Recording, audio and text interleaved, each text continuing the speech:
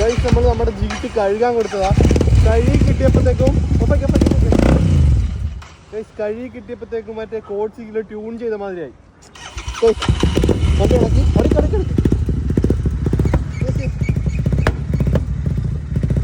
ആക്കിടാ പൊട്ടിക്കട്ടെ.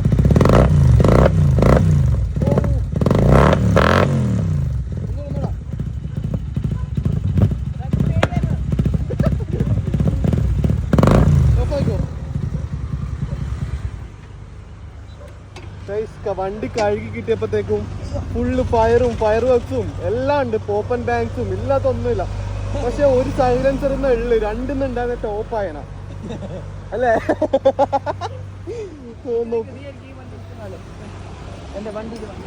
ഞാനൊരു വണ്ടി ചേഞ്ച് ആക്കുന്ന അടിക്കടിക്ക് ഒന്നുകൂടെ സ്റ്റാർട്ട് ചെയ്തേ. സ്റ്റാർട്ട് ചെയ്യ്.